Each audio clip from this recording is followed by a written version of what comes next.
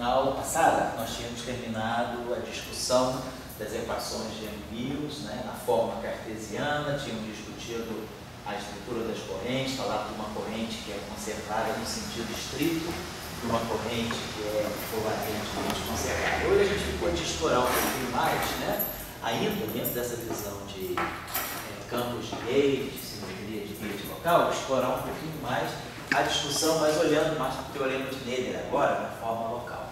Tá? E aqui eu botei Boston de Goldstone.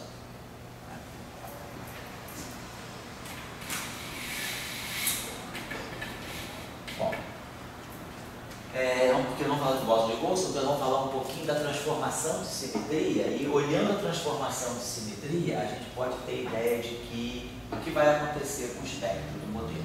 Então vamos lembrar aqui do teorema de Goldstone, quer dizer, a forma, imaginando que nós estamos ainda trabalhando a outra parte do curso que vai estar para vir agora, nós vamos trabalhar com campos dependendo de derivadas mais altas, para poder estudar também a questão do spin em função do número de derivadas mais altas, vamos querer concentrar um pouco nisso. Mas nós, no momento, estamos trabalhando com o Lagrangiano, que depende dos campos e das derivadas primeiras dos campos. Para nós, a gente está com essa situação. Nós não estamos interessados em campos que dependam do Lagrangiano, que dependam de derivadas mais altas. O Lagrangiano depende de campos e derivadas de campos. Estamos falando também de uma... Vamos generalizar um campo genérico, nós vamos chamar de um campo φ maiúsculo. Esse campo φ maiúsculo é um campo genérico que pode estar em uma representação arbitrária do grupo de Lorentz. É um campo de caráter genérico. Bom, e então vamos imaginar que nós temos então uma simetria, nós temos uma simetria, né? Em geral, quer dizer, a forma do teorema de Nader, nós temos uma simetria global e contínua. Pode ser abeliano ou não abeliano, não importa. Pode ter geradores não triviais, pode ser uma simetria abeliana ou não. Uma simetria global, importante e contínua. E aí, a invariância do Lagrangiano impõe, na verdade, me dá origem, a partir dessa equação aqui, a uma lei de conservação. Nós temos a variação do Lagrangiano em relação a todos os campos, e aqui a variação dos campos. Isso aqui, então, a invariância do Lagrangiano está me dando que isso aqui é zero. Então, esse é o princípio que nós estamos colocando. Tá certo. Então, agora, vamos supor que nós vamos estar trabalhando uma situação em que a simetria deixa de ser global e passa a ser local. Se a simetria, então, o que caracteriza a simetria global é o parâmetro da transformação ser um parâmetro independente da posição e do tempo. O aspecto é que, se a simetria é global, né, nós não temos a simetria de Gauge. A simetria global, que é o que caracteriza a simetria de Gauge, é o fato, né, um campo vetorial, por exemplo, é o fato de ter um parâmetro que agora não possa mais ser independente, né, do espaço-tempo, porque precisa dessa derivada. Então, quando nós formos agora, nós já sabemos, então, que ao introduzir, né, um campo de Gauge, o campo de Gauge traz consigo uma simetria local. Então, nós vamos supor agora que nós vamos estar trabalhando num sistema que é um sistema de Gauge. É um sistema com simetria de Gauge, com simetria local. Ó, simetria aqui. Então, se o sistema tem simetria de Gauge, quem traz a simetria de Gauge é o campo vetorial. Então, nós vamos ter, pelo menos, um campo vetorial cuja transformação infinitesimal, vou colocar, é o limite no certo ponto. Vou colocar nesse ponto. Então, tem um campo que ele é sujeito a esse tipo de transformação. Bom, e aí nós sabemos, se esse campo de Gauge está acoplado com a matéria, então, quando nós acoplamos a matéria, quer dizer, se esse campo aqui está acoplado com a matéria,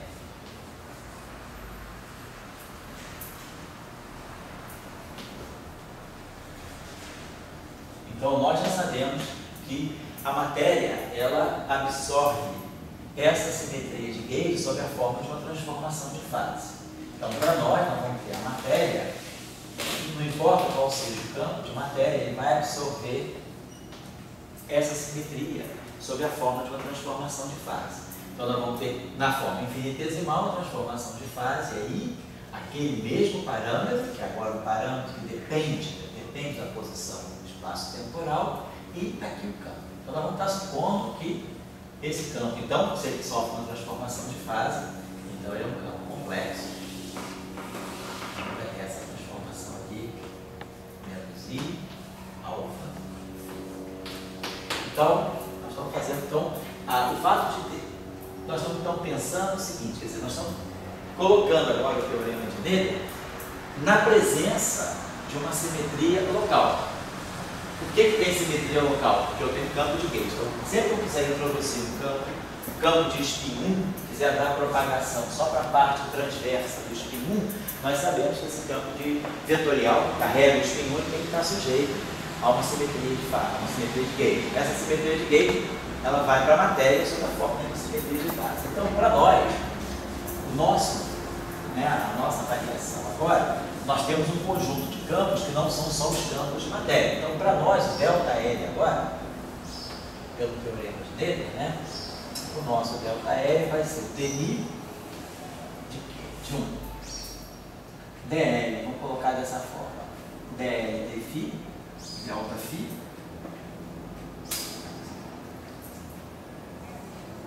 dl d dmφ ΔΦ mais o conjugado complexo. No conjugado complexo, vamos trocar a ordem, porque vamos imaginar que se esse problema for um problema matricial, o ideal é quando a gente pega o conjugado complexo. Na verdade, o conjugado complexo de um produto, ele deveria sempre ser pensado nesse modo. W está, o conjugado complexo, ele muda a ordem. Claro, no caso de números que commutam, isso aqui tanto faz botar Z estar, W estar, como W estar, Z estar. Mas, por exemplo, se eu estiver falando não de um conjugado complexo, mas de um conjugado hermitiano, o hermitiano pressupõe que eu estou falando do caso operatorial, de um caso matricial, que não commuta, então é bom trocar a ordem. Então, vamos escrever esse termo aqui, desse modo, ΔΦ estar dl d dmφ estar. Então, isso aqui, os campos de matéria. Eu vou distinguir, então, todo o setor que não é de gauge do setor de gauge. Agora, nós temos que fazer a mesma coisa para o setor de gauge. Então, mais dl d dmφ, vou fazer dmi ani, delta ani. Então, é isso aqui que tem que ser igual a zero. Eu estou agora usando a versão do teorema de Noether, incluindo o campo vetorial. Então, isso aqui vai valer para cada campo. Não importa, esse campo aqui pode ser spin 1 carregado, pode ser spin 0 carregado, pode ser spin meio. Vamos colocar desse modo aqui. Então, isso aqui está representando todos os campos que, em princípio, são carregados e que se acoplam ao amigo. E estamos colocando aqui a parte do campo amigo. Então, nós temos um sistema de gauge, nós temos um sistema que é descrito por uma simetria de gauge, e a simetria de gauge ela é introduzida pelo campo vetorial. Então, é isso que nós estamos fazendo. Então, para desenvolver esse lado, essa quadriderivada, vamos abrir essas expressões aqui. Vamos colocar já quem é o nosso ΔΦ. Vamos lembrar que o nosso ΔΦ é I alfa φ. Então, eu já vou substituir aqui o ΔΦ por aquela expressão. O ΔΦ é uma fase, então é I alfa φ. E o ΔΦ estar, então é menos I alfa φ estar. Vamos já colocar isso. O campo vetorial é um campo real, o campo de gauge é um campo real, por isso que eu tenho que tomar o conjugado complexo dessa parte aqui. E aí vamos desenvolver essa derivada aqui. Então, eu vou ter que derivar esse objeto, vou ter que derivar esse objeto, e vou ter que derivar o φ. Então, quando a gente tirar essa derivada, a gente vai tirar, vamos colocar assim, vamos fazer, então vamos pegar esse termo aqui, vamos agrupar, vamos fazer assim, ó, vou tirar esse alfa aqui em evidência, vou fatorar esse alfa aqui, e vamos escrever isso aqui desse modo, esse terminho aqui, vezes alfa. Vemos assim. E agora vamos tirar a derivada. Então a primeira derivada, ela vai comportar a derivada daquilo que está entre os parênteses. dmi do L, dmi do I, dl, dmi φ, menos I, φ estar,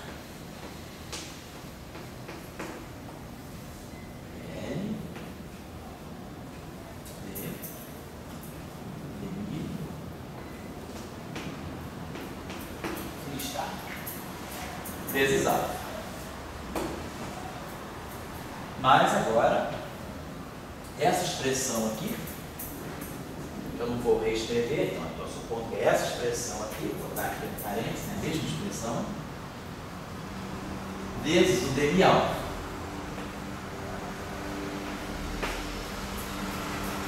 Tá?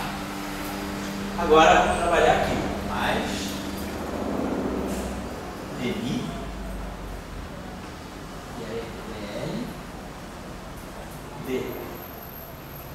dmi ani, delta ani. Delta ani é o dmi alfa. Delta ani. E aí agora mais o outro termo que é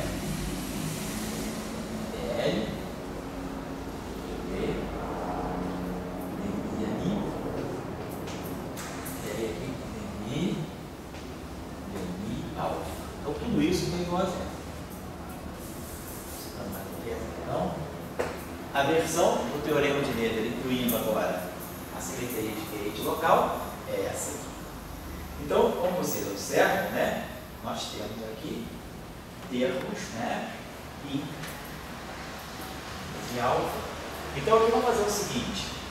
Aqui a gente pode usar a equação de Euler-Lagrange para o ami. A equação de Euler-Lagrange é dmi de dl de dmi ani menos dl de ani igual a zero, né? Isso aqui, tem que lembrar, a equação de Euler-Lagrange para o campo ani é isso aqui,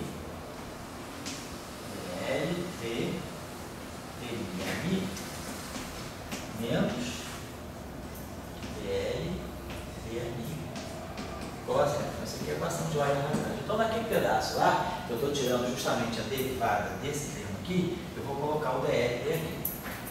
Então, isso aqui eu vou substituir usando as equações de Euler-Lagrange. Então, dl de ani. E aí, como esse aqui, para poder ficar homogêneo com esse termo, vamos chamar esse termo aqui de dmi. Como isso aqui é mi, eu posso chamar mi. Então vai ficar mi e esses são mi está saturado, só por isso.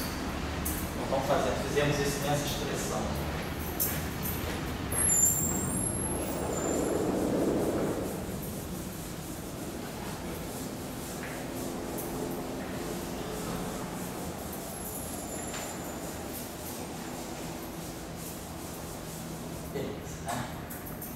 Então tá.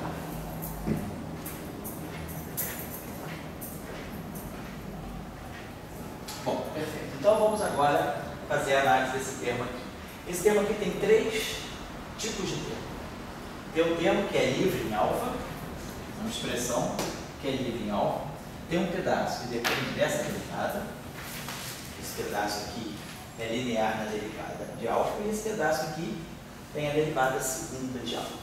Então, e o alfa é uma função arbitrária, completamente livre. Então, para essa expressão ser zero, independentemente do alfa que eu tome, eu vou ter três condições. Eu vou tirar esse coeficiente aqui desse ser zero, o coeficiente do dmi alfa independentemente é zero, e o coeficiente do dmi alfa, isso aqui, vou chamar a atenção disso aqui, vamos tirar três condições daqui. A primeira condição aqui, então, vai ser que isso aqui seja zero. Então, dmi Então, vamos chamar essa grandeza que está entre parênteses ali, vamos chamar essa grandeza aqui, porque ela carrega, vamos chamar essa grandeza de J'.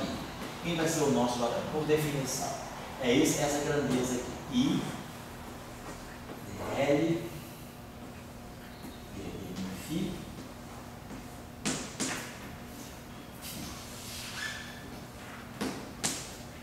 menos I, φ estar,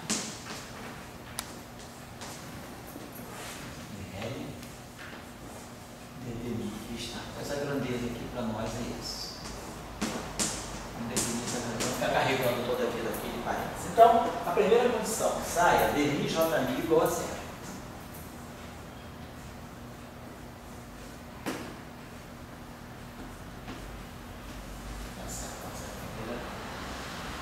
Grandeza, a primeira equação que está saindo é essa equação aqui, né?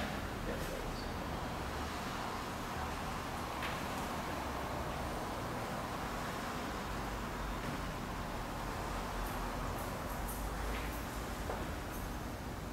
Bom, a segunda equação que vai estar saindo é essa equação aqui, é esse J'mi. Aqui nós vamos ter um J'mi, então nós vamos ter J'mi dmi alfa mais L, mais DL dmi, então nós temos essa segunda condição de J'mi mais DL dmi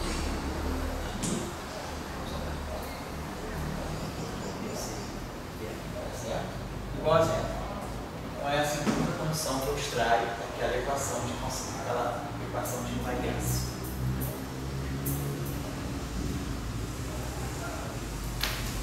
Né?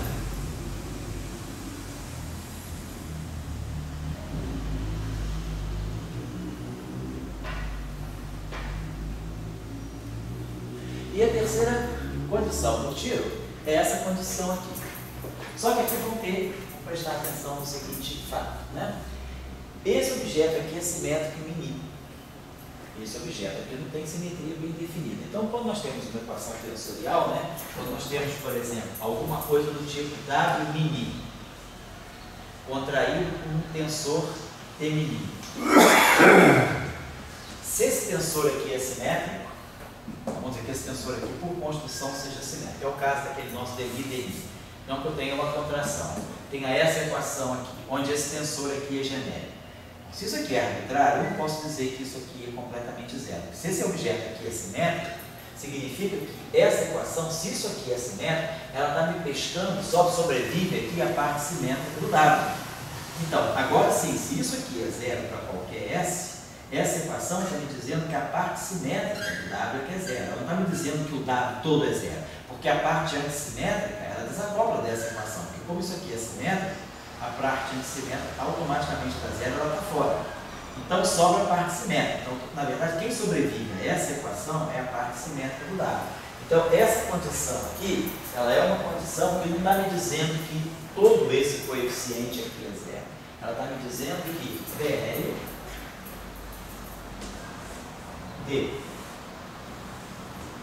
dmi ali mais DL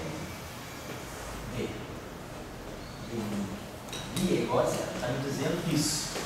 Na parte simétrica, esse objeto, eu tenho que simetrizar esse objeto que está contraído no dmi lineal. A contração disso aqui é 1/2 do DL dmi mais DL dmi. Então, o meio se forma nesse ponto não é importante, porque é igual a zero. Então, nós vamos pegando a parte simétrica disso aqui ser igual a zero. Então, é isso aqui que está me dizendo que esse objeto é zero. Então, vamos lá. Vamos começar a perceber então a nossa... Digamos, essas informações são tudo de equação, um shell, né? Da equação de movimento. Depende da equação de movimento. A equação de movimento está implícita nessa expressão aqui. Quando a gente escreve que o ΔL assume essa forma, né? Que é a forma tradicional do teorema de Noether, está implícito que eu já usei a informação da equação de movimento. Então, a carga que vem do teorema de Noether não é tão genérica assim, né? Não, ela está envolvendo os campos no shell. Envolvendo, quer dizer, aquela carga é computada com os campos satisfazendo as equações de movimento. Então, tá legal? Então isso aqui está me dizendo que eu tenho uma lei de conservação. Ó, essa equação de conservação aqui, quer dizer, essa corrente que está aqui, é essa corrente que está aqui. Se nós fôssemos olhar o teorema de Navier na fase global, se a gente olhasse, por exemplo, para essa expressão aqui, sem a presença do campo de gauge, imaginando que eu estou pegando o teorema de Navier sem o campo de gauge e esse parâmetro sendo constante, fazendo transformações de fase constante. Então, no caso, essa equação aqui é a equação que resulta no caso da simetria ser global. Então, esta equação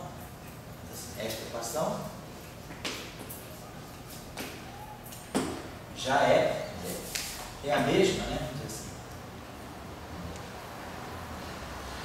equação já está presente, vou colocar assim, né? Já está presente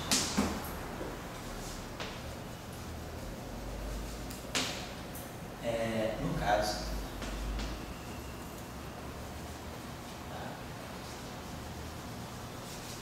simetria global.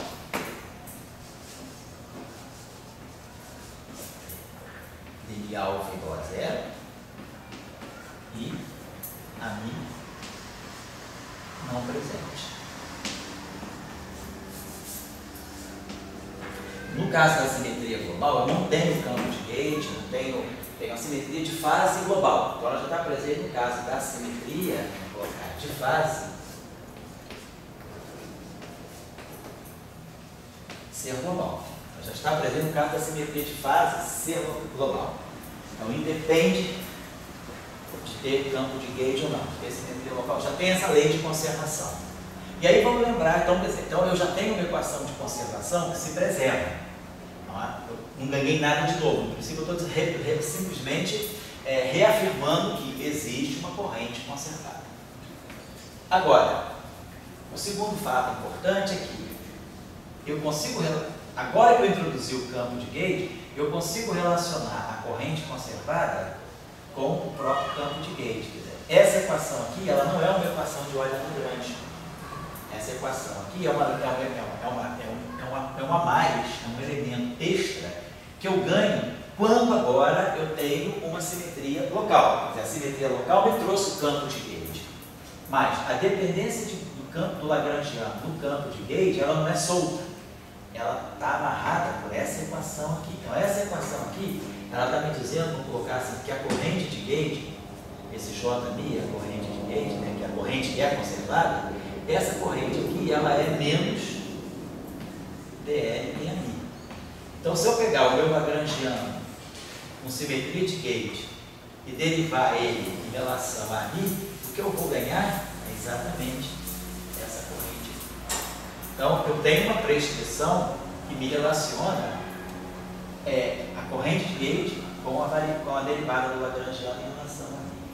Então, isso aqui é uma equação consequência da simetria. Aqui a gente poderia fazer uma observação, que é o seguinte: essa corrente aqui é a corrente global. A corrente seria a corrente que já estaria presente no caso da simetria global, essa lei de conservação. No entanto, vamos observar o seguinte: quando a gente coloca a simetria de gauge, nós aprendemos que cada derivada do campo, ela é substituída por uma derivada covariante. A prescrição de acoplamento da matéria carregada ao campo de gauge aqui, quando eu passo para a simetria local, o dm alfa ele passa para essa derivada covariante aqui, que é dm alfa, unifica então, né? Mais i é a mi φ. Então, no caso global agora, no caso global, o que eu tenho é dm φ. Mas no caso, então isso aqui é no caso global. Na simetria global, eu tenho realmente a derivada do campo. No caso local, a gente sabe que o nosso Lagrangiano ele é construído com a derivada covariante. Mas aí o que a gente pode ver agora é o seguinte: derivar em relação em relação a dm φ é a mesma coisa que derivar em relação a dm φ. Certo? Quando eu posso usar a regra na cadeia aqui, quer dizer, derivar o meu Lagrangiano em relação a dmi, poderia pensar assim, derivar o lagrangiano em relação ao dmi e derivar o dmi em relação a dmi. Estou usando a regra da cadeia. Derivada do lagrangiano em relação a d rho de mi é a derivada do lagrangiano em relação à derivada covariante e a derivada covariante derivada em relação a dmi. Mas a derivada covariante ela contém um dmi único só. Então, essa derivada, a derivada de d rho de mi em relação a dmi é um delta mini. Então, isso aqui está dando para nós um delta mini. Então, com isso fica claro que derivar em relação a dmi é derivar em relação a d covariante mi.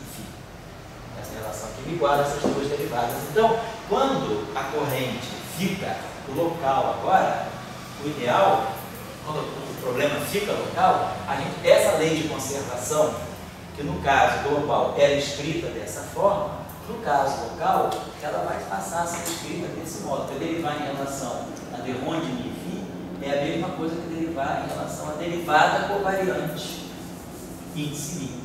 Então aqui vai ficar a mesma coisa. Aqui vou poder colocar essa derivada em relação ao mi. Então a gente reescreve, né? Então no caso local, a gente sabe que essa lei de conservação ela se mantém, mas ela muda de forma por causa desse fato agora, porque as derivadas usuais foram recolocadas, foram substituídas pela derivada covariante. E aí a derivada covariante derivada em relação à derivada usual é o próprio delta. Então, no caso local, é melhor a gente escrever. Então, essa é a corrente de Gauge. Então, a corrente de Gauge, né, ela está trazendo... Né? Quando a gente usa a equação ali, quando Gauge é quando está com o dmi, né? E quando não está com o dmi, tudo tem Gauge. Exato. Com esse dm grande aqui é a corrente de Gauge mesmo. Então, aqui a lei de conservação, o fato da corrente de Gauge ser conservada, ela vem lá do caso já global. Só que agora a corrente de Gauge ela assume essa forma aqui. Então, essa corrente de Gauge que está aqui é essa corrente que está aqui. É exatamente isso aqui. Então, isso aqui é qual? Então, tem duas maneiras de tirar a corrente de Gauge. Ou eu faço isso aqui para os campos de matéria, ou eu simplesmente derivo o meu lagrangiano em relação a mim, que eu automaticamente acho essa corrente aqui que é igual exatamente a essa. Agora, o outro fato.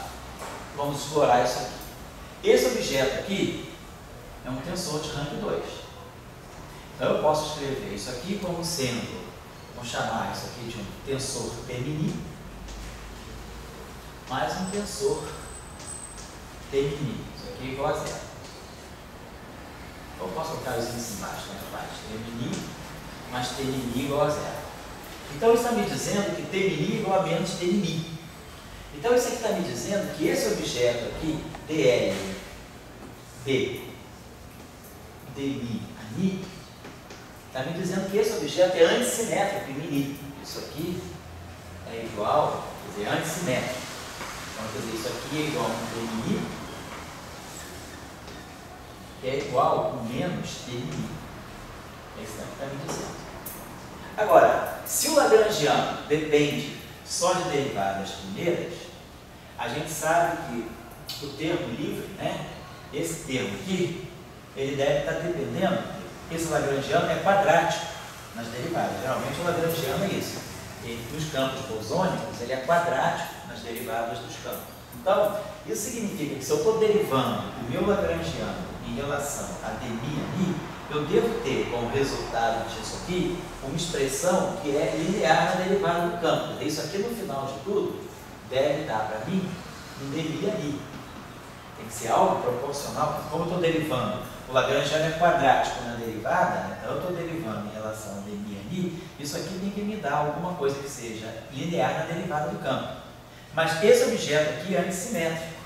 Então, a expressão que eu tiro geral desse objeto é que dl, dmi, ani, isso tem que ser dmi, ani, tem que ser antissimétrico. Não pode ser só o dmi, ani, tem que ser antissimétrico, que é o menos dmi, ani.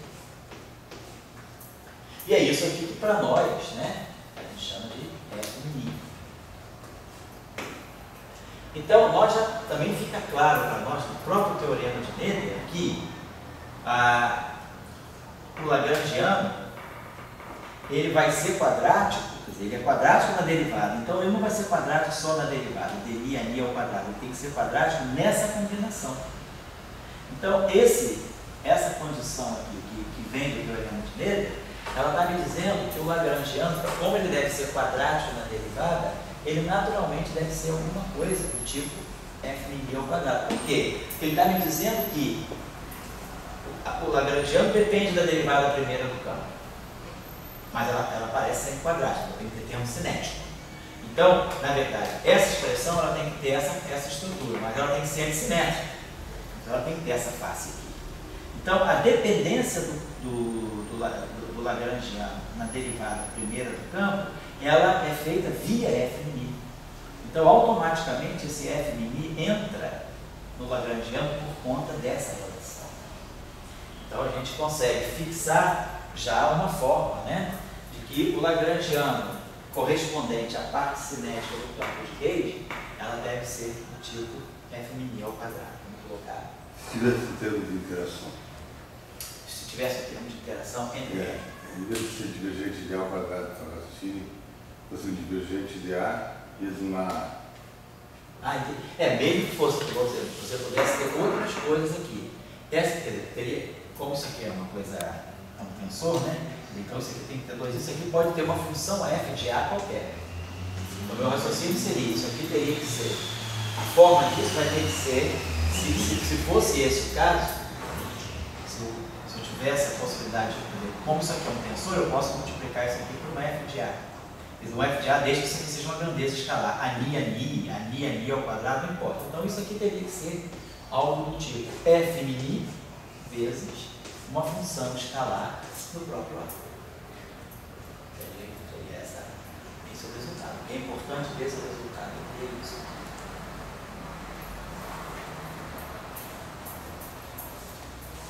Estou em derivadas superiores.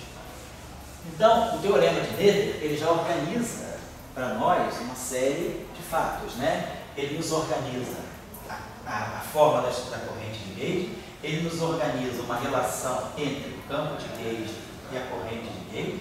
Então, ele está me dizendo, basicamente, né, que o meu lagrangiano de interação na matéria com o campo de Gauge é desse tipo, do tipo J' AMI. Que é o lagrangiano típico que traz aqui. Se eu derivar o lagrangiano em relação a J em relação a mim, eu estou ganhando J em mim. Então, o lagrangiano de interação ele tem essa forma. E, o importante também é que fica claro que a dependência do lagrangiano na derivada do campo de Gauge tem que ser feita via um tensor antissimétrico. Tem uma antissimetria aqui necessariamente devido a esse fato aqui. Não como você falou, se eu quisesse generalizar, botando uma dependência, né? Desde o momento que o meu lagrangiano dependa só de derivadas primeiras, né, do campo, né?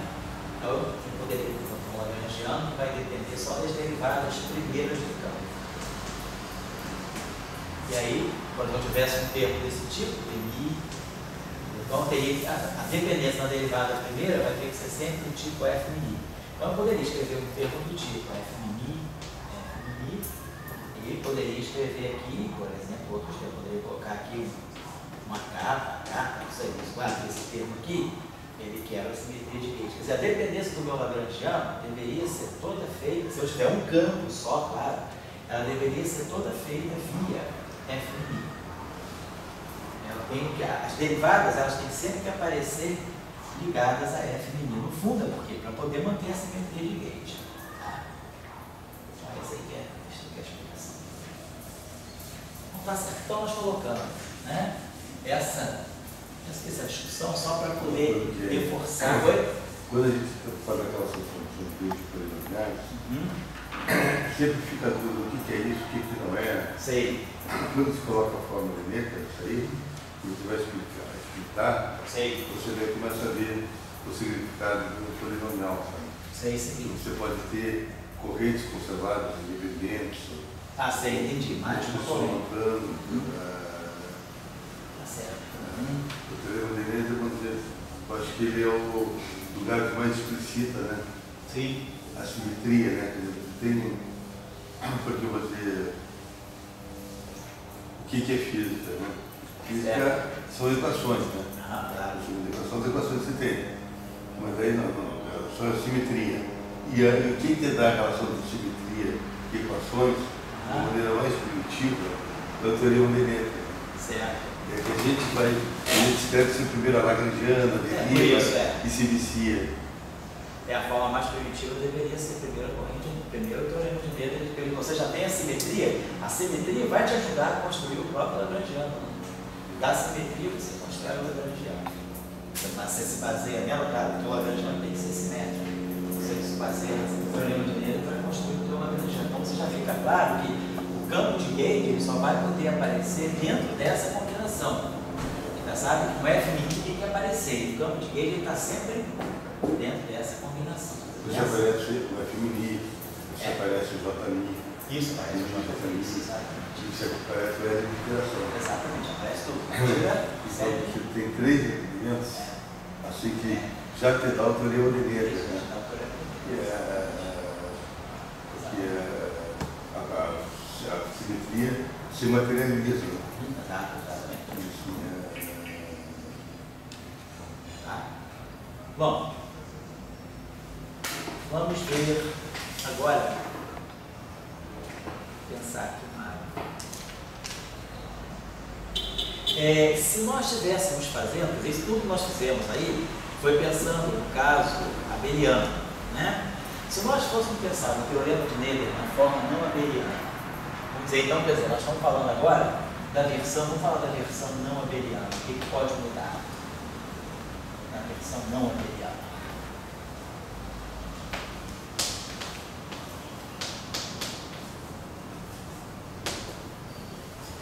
Na versão não abeliana, a gente sabe que muda, né, a variação, quer dizer, a delta, a mi, nós já vimos nas aulas precedentes, né, ele passa a ser, então nós temos não só um campo, é uma família de campos, delta H, ele passa a ser um F, A, B, C, aqui o parâmetro da transformação, ômega B, e C, menos aqui, menos dmi ômega A, né? Então nós estamos supondo isso aqui, a transformação do campo de Gauge é isso aqui, aí, nós estamos voltando a essa expressão, é o R, a mi, R menos 1, mais I, R, dmi, R menos 1. E aí nós pegamos o nosso R, igual exponencial, exponencial de I, ômega A, GA. Então, ao fazer isso aqui, vai ficar esses termos. Então, a versão infinitesimal disso aqui. Isso é o delta AMA. E claro, os campos de matéria, eles vão se transformar na representação, numa certa representação do grupo de Gauge que a gente coloca dessa forma. Delta φ é I, alfa, I ômega A, GA, atuando em φ.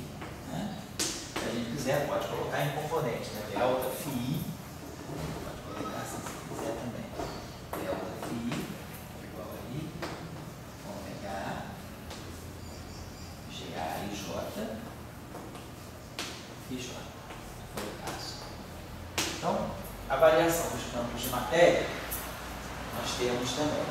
Então, o que vai modificar, basicamente, é nada daquilo que a gente fez vai estar modificando. O que vai ficar, talvez mais, o que vai aparecer para nós agora, quando nós fizermos as derivadas de parâmetro. Poderia botar assim um campo de matéria com um GA, J, mais um TA.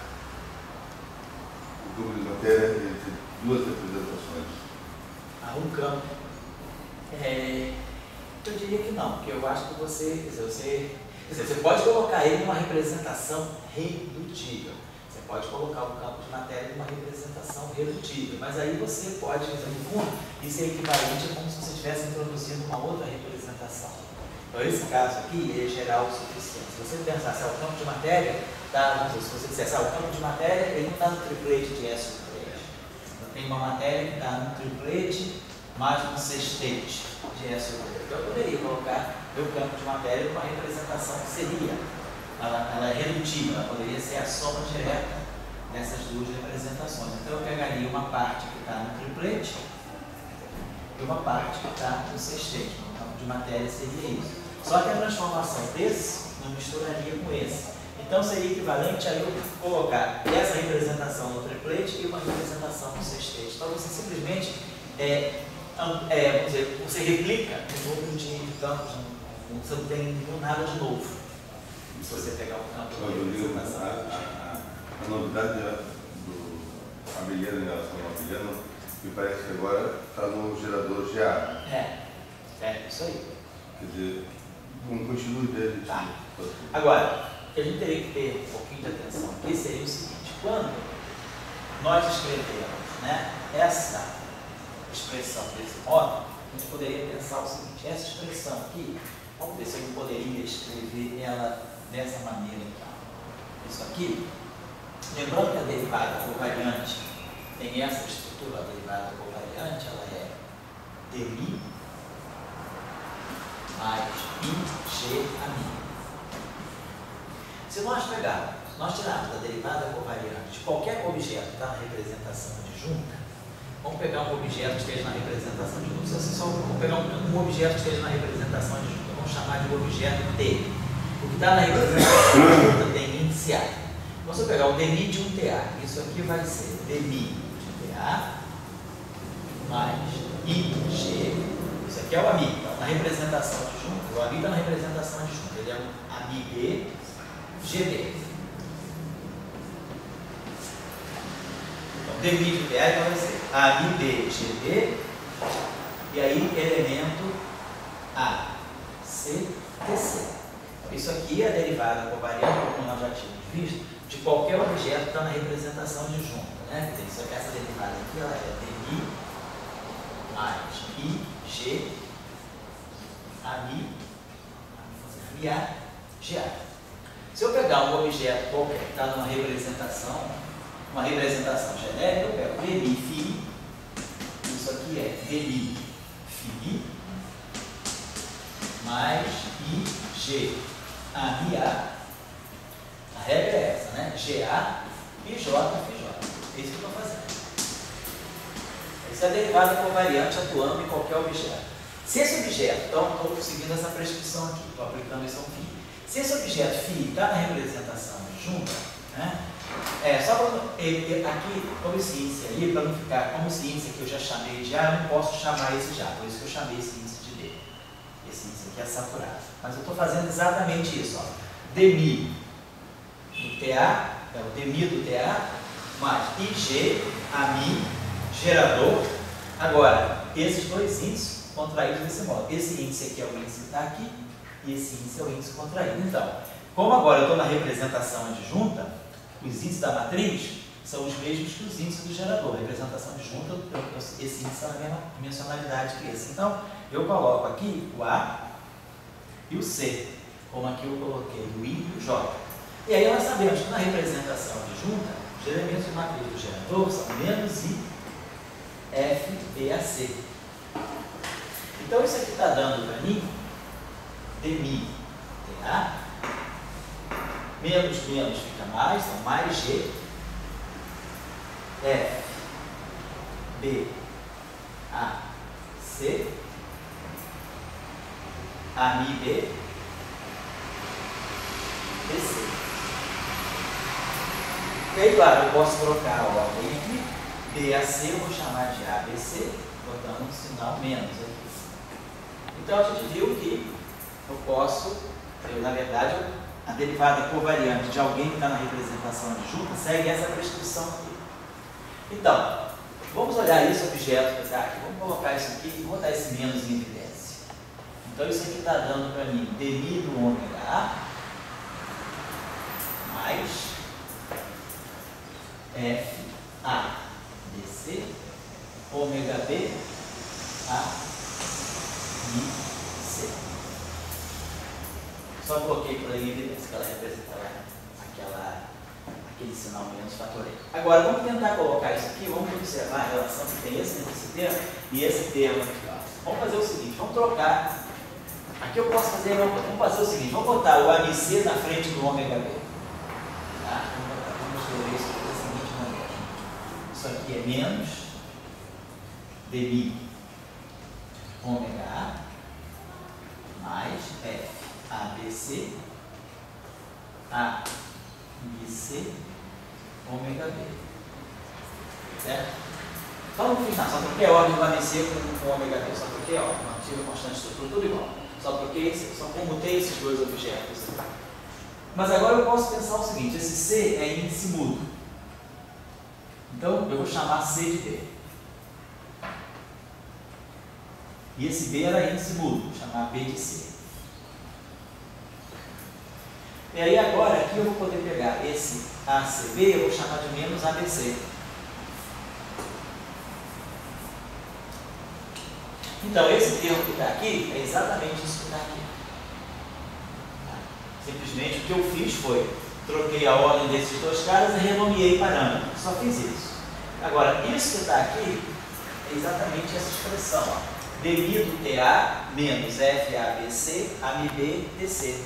Então, aquele termo que está lá, na verdade, ele pode ser pensado como sendo menos a derivada covariante de Gauge do parâmetro ômega. Então, nós podemos escrever a transformação do campo de Young-Mills dessa forma. Se eu escrever dessa forma infinitesimal longa, eu posso condensar tudo aqui, ó, menos dmi do ômega. Certo? Tá legal, né?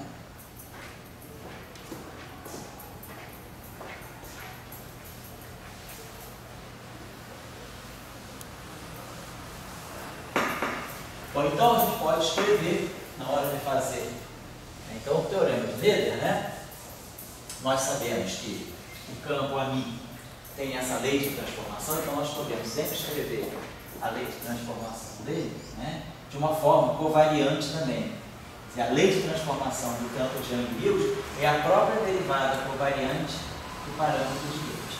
Porque o parâmetro de Gauge está na representação adjunta, então eu consigo escrever aquela expressão sob essa forma. E os parâmetros, e aqui são as transformações, né, dos campos de matéria que estão acoplados. Então, se a gente for usar agora a expressão do teorema de Noether, a gente iria fazer a mesma coisa. A gente tem a variação do nosso Lagrangiano sendo invariante de Gauge, e ele vai ser, né, colocar desse modo, né?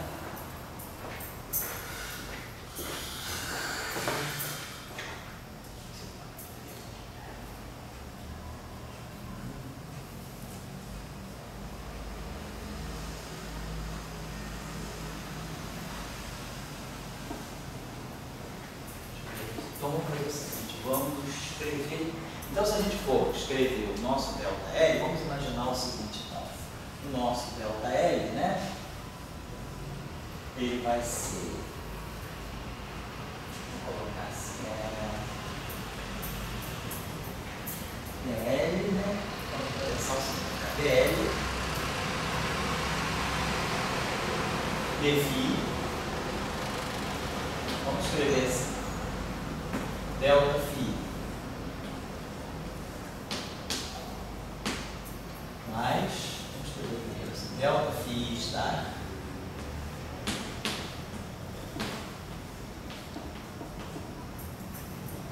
VL de dφ está.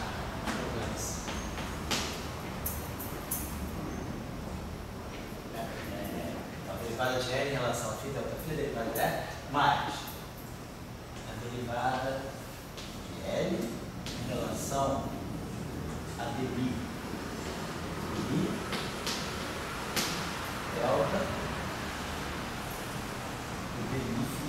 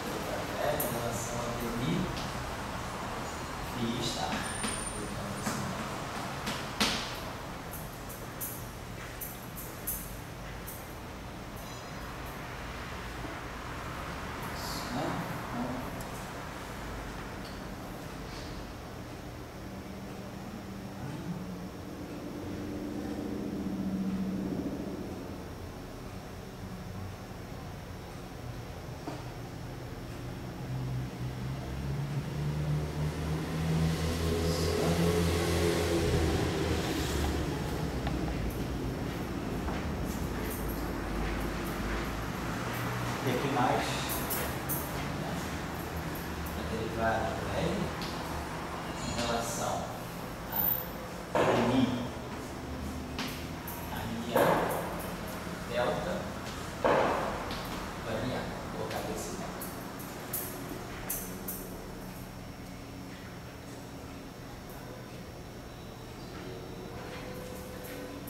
A variação aqui, quer dizer, a derivada.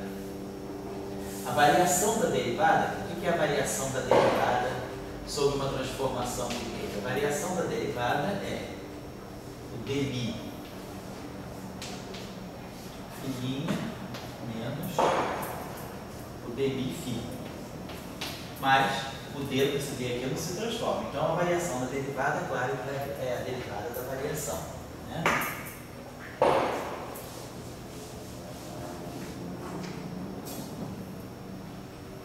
Variação da derivada no campo é a derivada da variação do campo. Mas aí nós sabemos que a derivada da variação ela pega uma derivada do parâmetro, não importa, mas é a variação da derivada. Então esses termos aqui, esses termos aqui, e aqui, ó, deixa eu colocar aqui mais, depois vocês colocar mais, aqui vai estar a variação em relação a delta do dmi a minha, e aqui mais a variação do lagrangiano em relação a mi delta a minha, vou colocar assim, né? Isso aqui é teorema de Neder. Então só colocando a coisa aberta, né?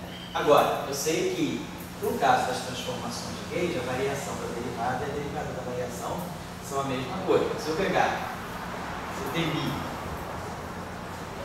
do NA, fizer uma transformação de Gauge, fizer a transformação de Gauge, ela não mexe na derivada, ela não toca na derivada, ela toca só no campo. Então, claro que a variação da derivada é a derivada da variação. Então, eu vou usar aí as equações de Euler-Lagrange.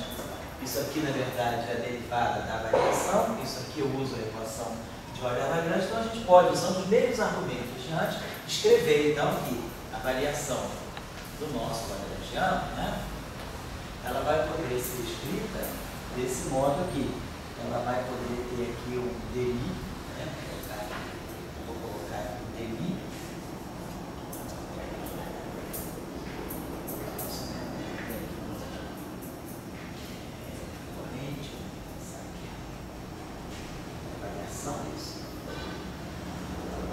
isso.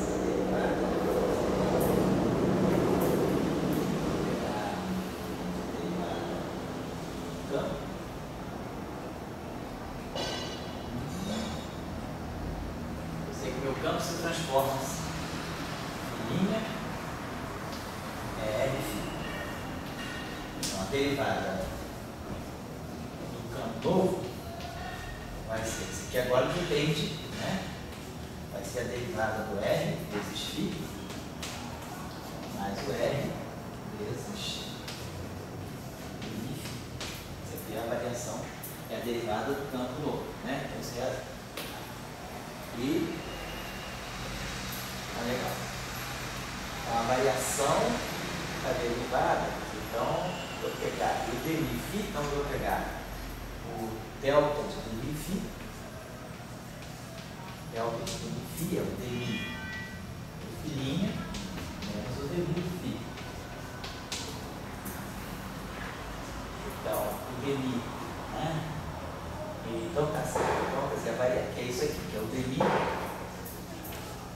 do delta φ. Então a variação da derivada é a derivada da variação, isso aí tá certo, e a transformação é interna, local, interna, foca na derivada.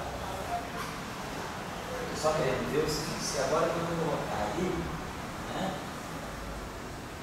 nós estamos colocando tudo em função das derivadas primeiro, mas aí eu sei que a variação do campo, tá? Eu sei que o campo e a sua derivada não seguem a mesma regra, quer dizer, a variação do campo, tá? A variação do campo eu estou vendo daqui. Talvez daqui a forma infinitesimal disso aqui. E a variação da derivada do campo e a derivada da variação do campo. Tá certo. Então, eu posso manter essa expressão e colocar assim, desse modo aqui. dmi, dl. Então, usando as equações de Euler quadrando, você vai ficar dl de dmi φ delta φ menos delta φ está dl dmi está mais dl dmi delta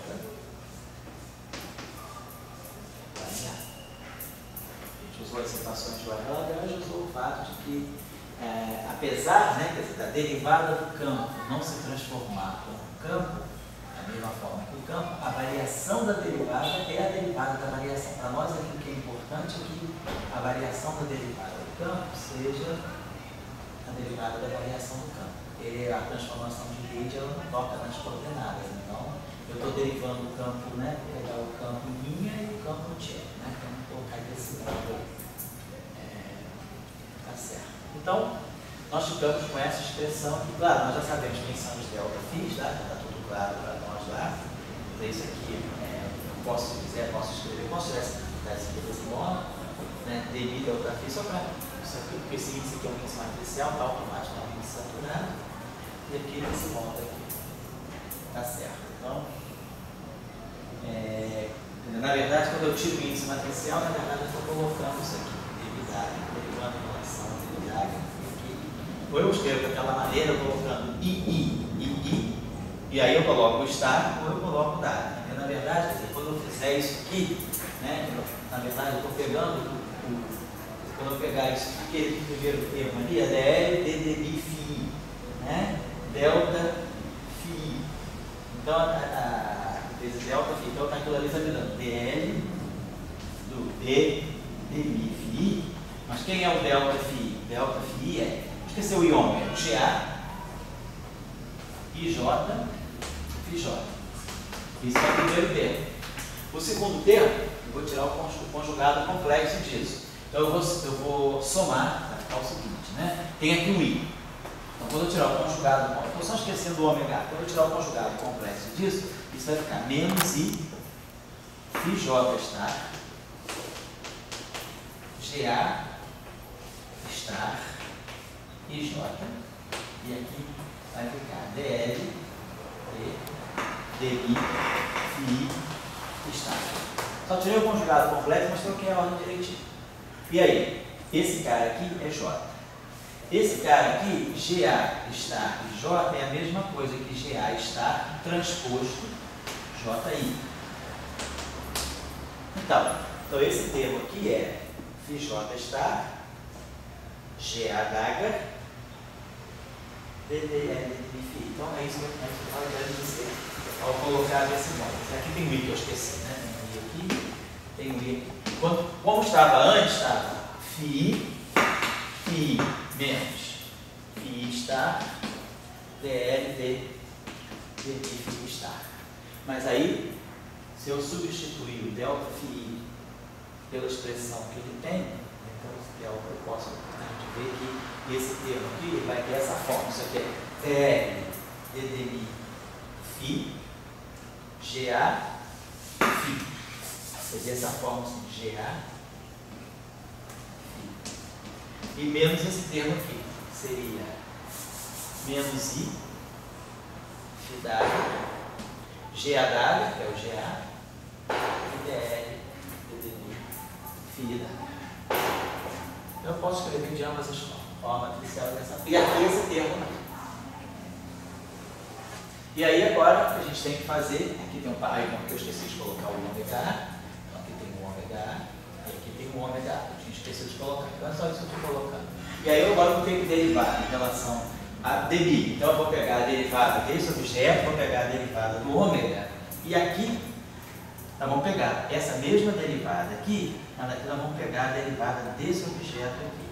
Só que a derivada desse objeto aqui, agora, esse objeto, isso aqui para nós é o dmi menos dI do ômega. Esse objeto para nós agora é isso aqui. Certo? Então, a gente tem que, na hora de colocar essa derivada aqui, a gente vai ter que ir um pouquinho de cuidado. Eu estou querendo ver agora, que justamente no caso não abeliano, quer dizer, essa expressão, né, quer dizer, ela dá um demi, quer dizer, a variação do lagrangiano, ela, quer dizer, a variação, quer dizer, o lagrangiano sendo invariante, né, ele deveria me dar, quer dizer, uma derivada, certo, vai me dar, isso, vai me dar aqui algo que é GA, tá certo, aqui, por exemplo, né, nós vemos que os geradores estão aqui. Então, quer dizer, esse objeto aqui está certo, é um ômega AGA. Esse objeto aqui, ele é um dmi do ômega A. Está certo, esse dmi do ômega A aqui. Tá legal? Então, provavelmente, esse objeto aqui está na representação adjunta, certamente. Isso, né? Tudo isso aqui, então, todo esse objeto todo aqui, esse objeto que está aqui, está na representação adjunta.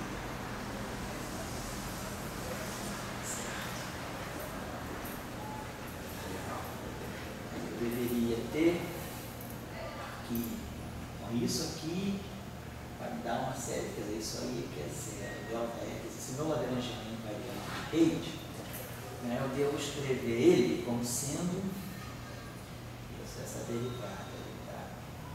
Se o objeto é invariante de Reid, né, a derivada dele é a derivada usual. Se o objeto não é invariante de Reid, a derivada dele tem que ser a derivada covariante. Tá certo. Então, vamos ver o que é.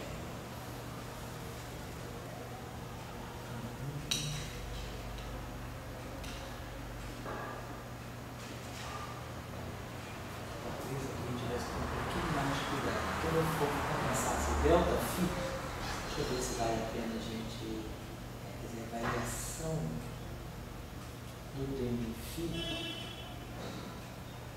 Quer dizer, o dmi φ está certo, a derivada da variação. Entendeu? Tá. Se eu derivar a variação,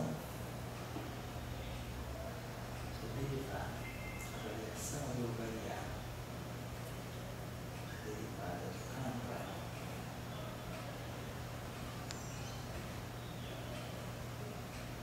a derivada do campo.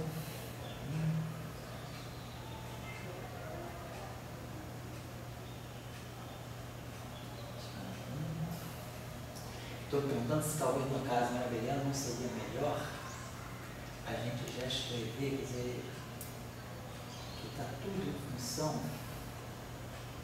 da derivada covariante. Eu só estou me perguntando aqui.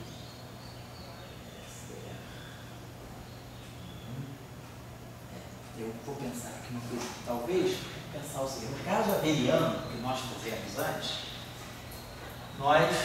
quer dizer, a corrente é neutra. Então, na hora de fazer o teorema de Gödel na forma local, a gente não teve problema nenhum, porque a derivada do campo, né? Quer dizer, a variação da derivada é a derivada da variação, obviamente, mas a corrente é neutra. Então, eu tenho quer dizer, a variação do Lagrangiano é uma derivada total de uma corrente, que é a corrente estritamente conservada, é a corrente conservada. Mas aqui, nesse caso, a gente teria que ter o seguinte cuidado, né? A variação, quer dizer, na hora de eu escrever o Lagrangiano, quer dizer, a variação, no caso não abeliano, a corrente conservada, nós tínhamos visto o seguinte: tem uma corrente covariantemente conservada e tem a corrente estritamente conservada. A gente chamava essa aqui de J, eu acho que essa aqui a gente chamava de J. Né? Então, essa corrente aqui, ela satisfaz uma lei de conservação verdadeira. Essa aqui é a lei de covariância, essa corrente que está na representação adjunta, e a derivada dela é a derivada covariante. Tá? Essa corrente aqui é a corrente estritamente conservada.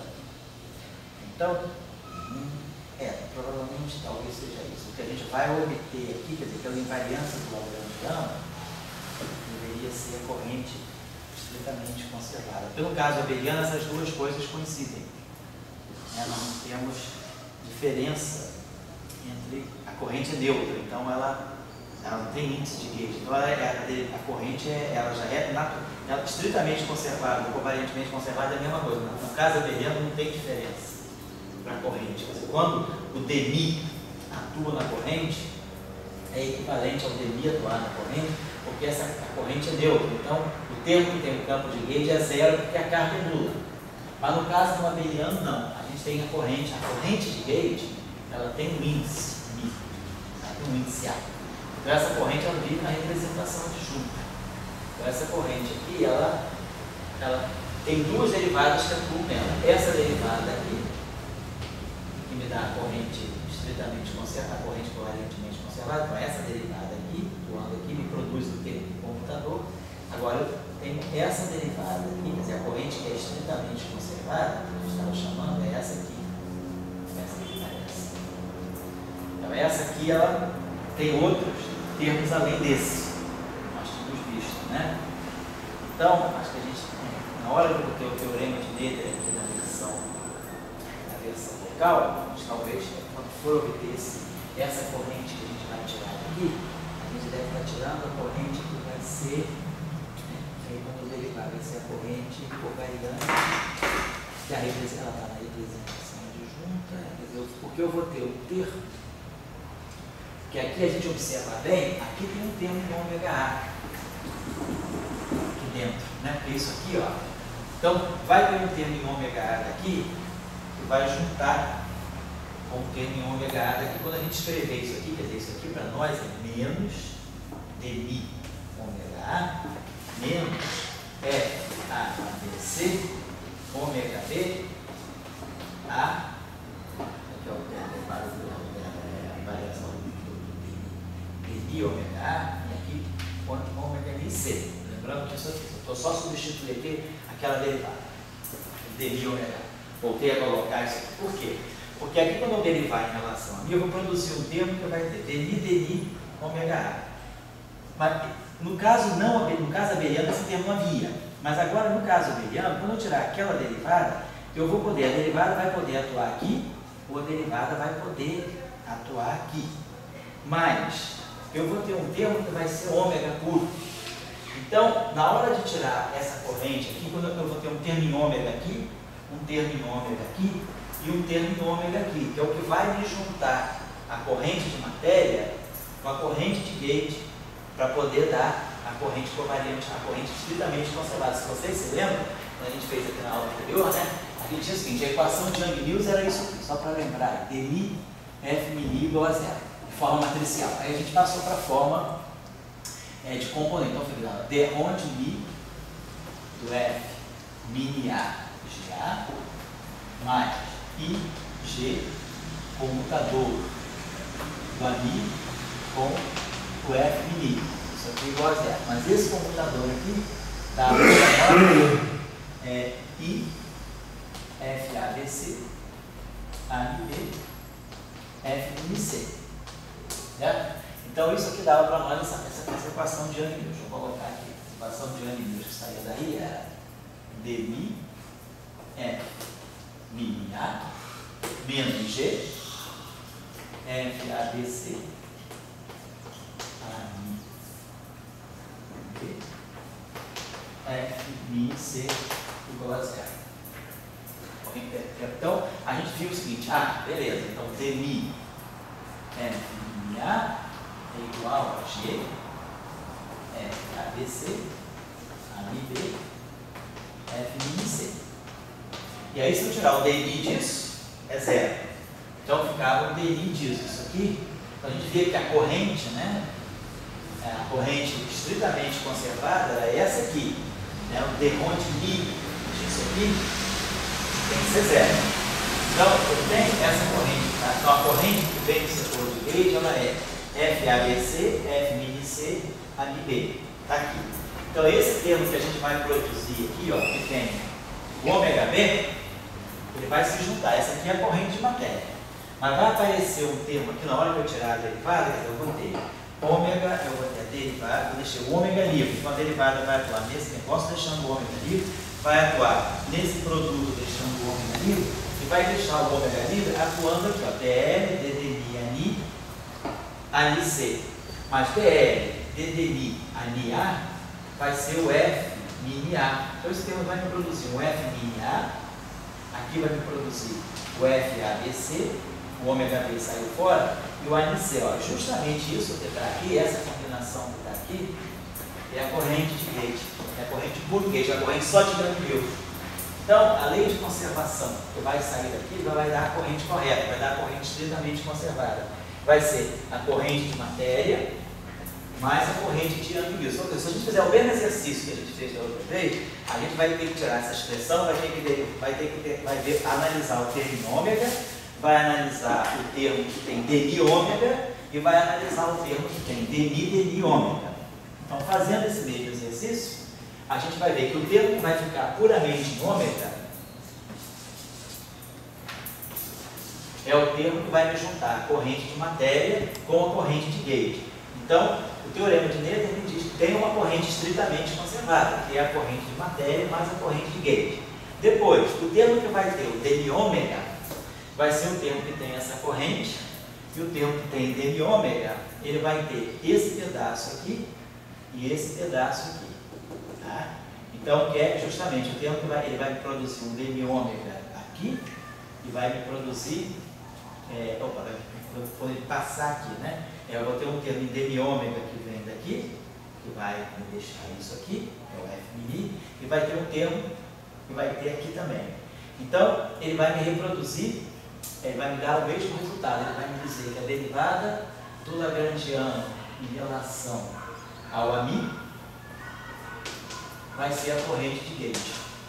E depois vai ter o termo que tem duas derivadas atuando aqui, que é o termo que vai me dar o F mini. Então, o que é importante? Então, por que eu quis chamar essa discussão para vocês? Só para mostrar que, se a gente fizer o teorema de Noether na versão local, a gente ganha da invariância do Lagrangiano a mesma informação. A gente ganha que existe uma corrente estritamente conservada, que é a corrente de gauge. A gente tem dmi, jmi, A é igual a zero. E quem é essa corrente jmi, A?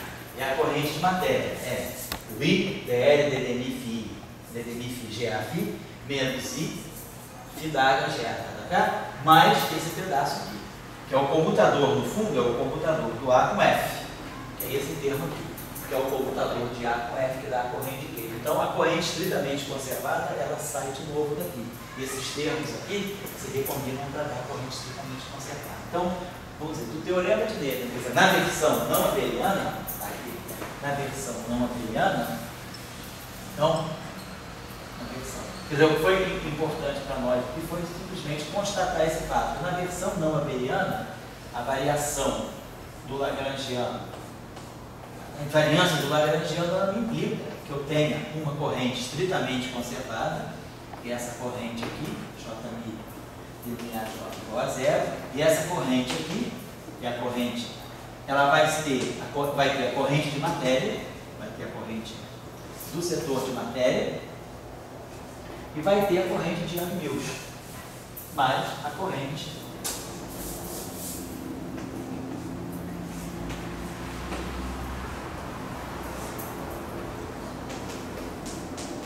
de Yang-Mills. Essa corrente de Yang-Mills nós já sabemos quem é. Ela é algo do tipo F, ABC, A, B, F, ABC, B, F, C. Vai a corrente de Yang-Mills. Então, automaticamente o teorema de Noether reproduz aquilo que a gente já esperava aqui, que era a corrente estritamente conservada. Conservada no sentido estreito. Eu vou dar um trabalhinho só de 10 minutos, 10 para 5, que a gente retoma até 5h30, mais ou menos 5h15. Eu só queria fazer um comentário agora sobre os bósons de Boltzmann, tá? Então, eu acho que fica como tarefa, para quem está assistindo o curso, fica como tarefa abrir, quer dizer, isso que eu fiz agora, meio pacote fechado, quem quiser treinar, abre essa expressão explicitamente, completamente, e vai ver que a gente vai ganhar exatamente isso. Eu tinha essa expressão, eu tenho que abrir essa expressão, ela vai ter um pedaço que tem só ômegas, que vem daqui e de lá, vai ter um pedaço que tem demi-ômega, que vem demi-ômega daqui, demi-ômega daqui e um demi-ômega daqui. Isso aqui é novo, isso aqui no caso abeliano não tinha. Então vai ter um